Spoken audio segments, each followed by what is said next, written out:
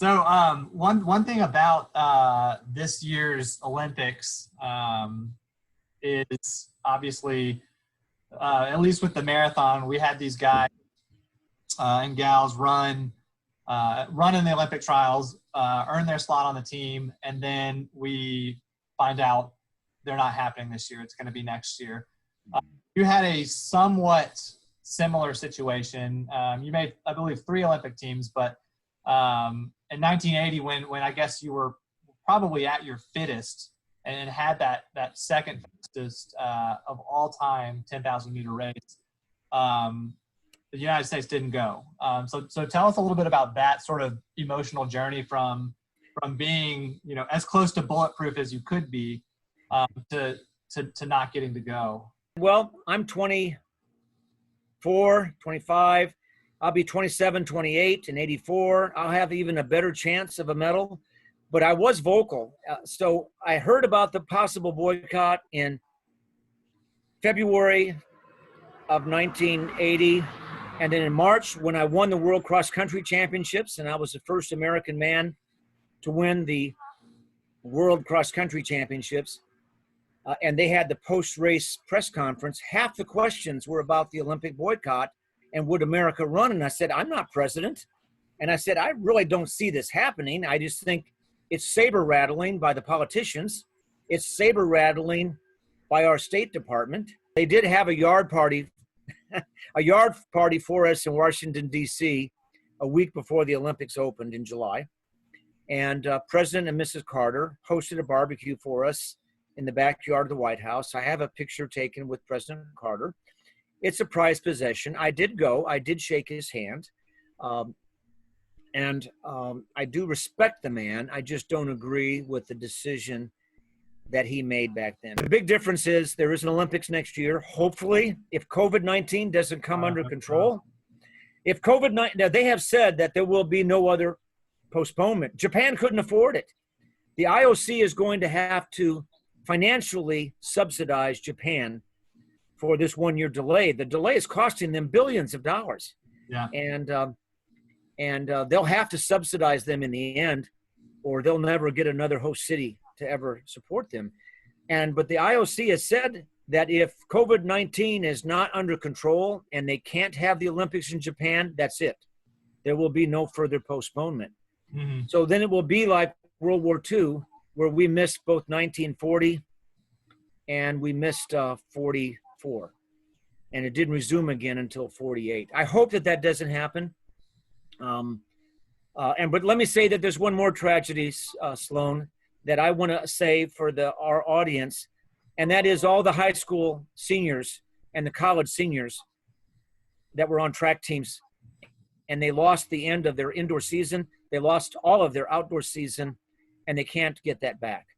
And even some of the seniors, when the NCAA, well, the high school kids can't go back. The NCAA tried to soften the blow by saying that the schools could offer that outdoor track and field season back to those athletes, and they could honor them with a scholarship and not have to count against the 12.6 for men and the 18 for women that are the limits right now.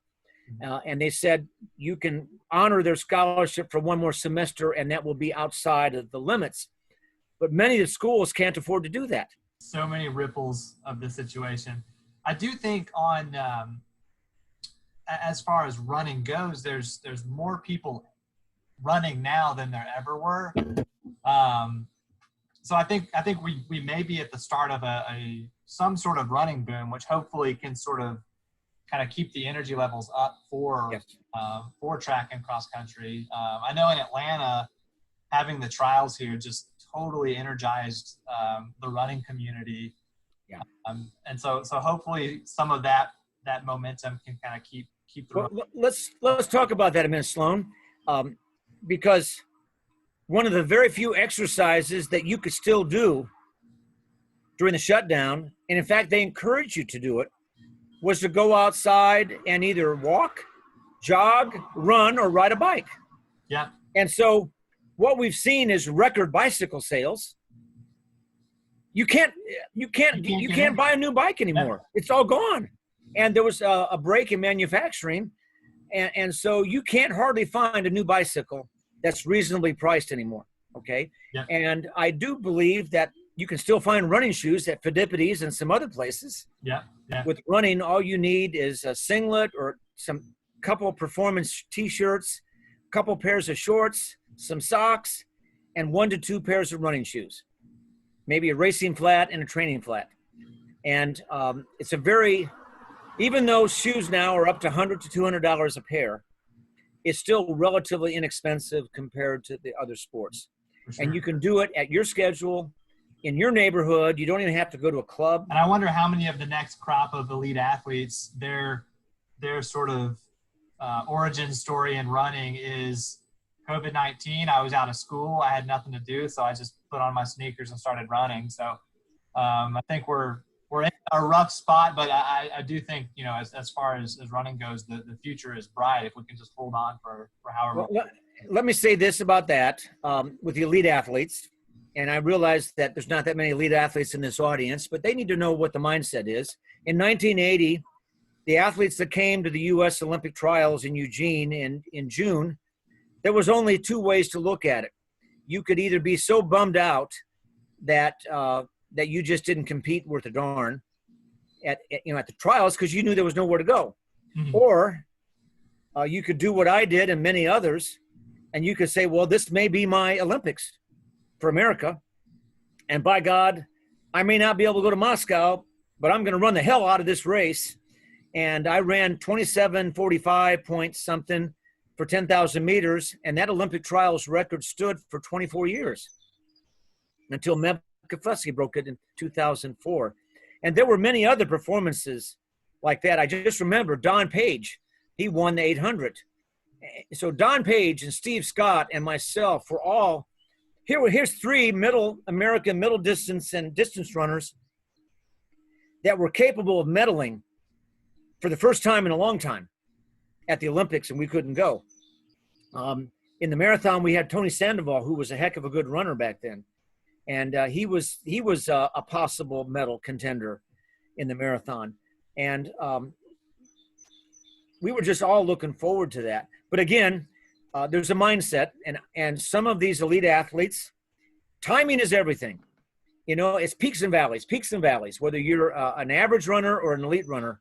Some years are better than others. And for some of them, Sloan, it will be very interesting to see the effect on their mind, their mental outlook, their emotions, and what they've done with themselves in the last few months. They may or may not have track meets by August or September or even October. There's rumors that they're trying to have them. It may not happen. In 2020, maybe a lost year. And some guys and gals are going to be able to handle that better than others, Sloan. I mean, it's just human nature. People handle adversity differently. Some people will rise to the occasion, and some people will never recover. And I think we'll see both of that in 2021.